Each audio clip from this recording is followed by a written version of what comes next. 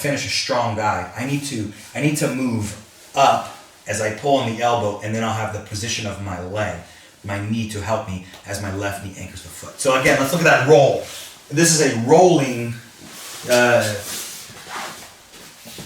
submission attempt. We got into this position, so we were here. I clamped him. He's not moving, okay? Which is not uncommon, but it allows me to get up on my shoulder. If I don't want to do omoplata and I want to stay in this scenario, we'll get up on our elbow, excuse me. The leg will now go in front of his head while I hold the arm. So the leg passes in front. That is going to make sure that as we roll, I stay facing his head when I land.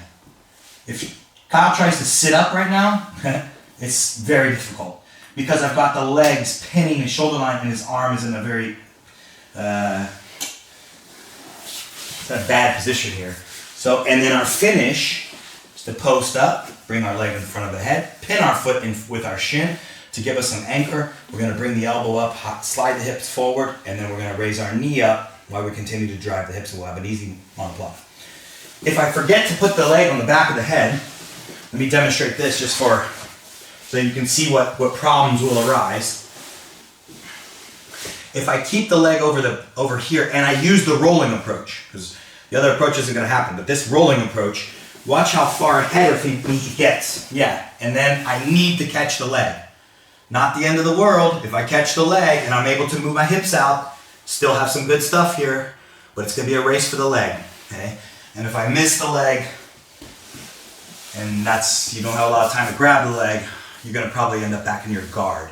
You had a great scenario, submission-oriented scenario, and then you end up back in the guard. The forward position, that driving position, is such. Same scenario. I went into the clamp. He's doing nothing. Now, on the driving scenario, when I get post on my elbow, it's not a bad idea to go back to the wrap, okay? And I'll show you why. The reason is when we start driving the hip in and we drive him over the shoulder, this is where we have a mounted Williams wrap. One thing that I discovered early in my training is when you're mounted, you can use very similar moves in mount and the guard. It's basically a reverse position. So when I'm mounted, there are scenarios that you will create or be able to get into where you are doing the same wrap and you're holding the shoulder and this arm is pinned, isolated. It's a very, very good scenario for me. Now, when I'm mounted, go to this side, there's all sorts of things I can choose. I can choose triangles, I can choose arm locks, depending on what my real goal is. If we want to relate it back to what we just did, then I can monoplata him. I can let my foot open up nice and wide. I can take my left arm under my shin. Now I'll let go of the wrap, post my elbow to the side, lift my foot up and over, and we'll be in the same position, monoplata. Okay? It's really up to you what you guys like to do. Triangles, exceptional from there, but it can cause you to go back to your back. You can do mounted triangles, or you can roll through and do opposite side triangles. But you'll have the same options on both, just one rolling one. You're going to want to pass the leg in front of the head if you choose to roll. Otherwise, you're going to have to go catch up with the leg, which isn't easy. Or you can use a forward bump or forward drive, and I prefer to hit the Williams wrap again as you move forward because then you end up in a mounted, essentially the mounted version of the guard. And if you want to do monoplata, you can fall off to monoplata.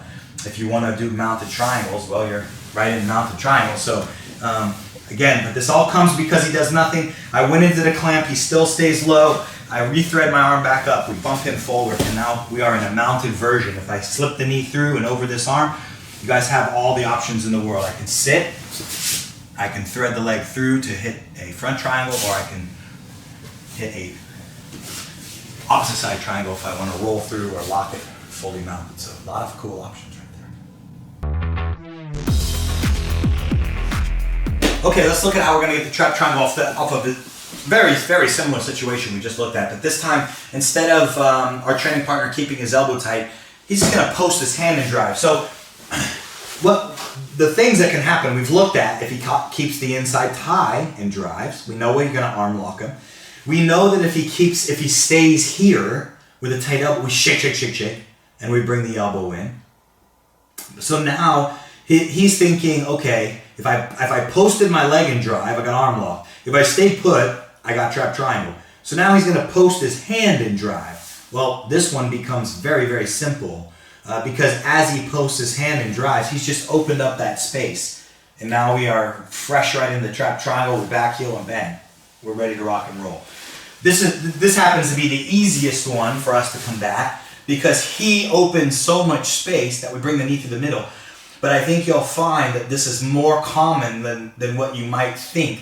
Especially after you watch this, you're going to be like, well, that was simple. If I get to Williams or I get to an overhook and the person posts their hand, here comes the knee. And you'll go right into trap triangle. So once again, just rather briefly, we're able to get to the guard and he chose to post his hand. Do not wait.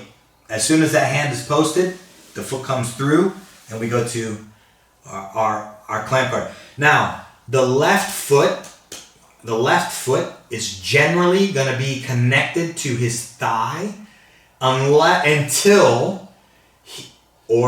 I let him get so far to the drive that I become flattened. And remember, the benefit of clamp and Williams is I can be flattened because I'm still keeping angular advantage. If Kyle drives forward and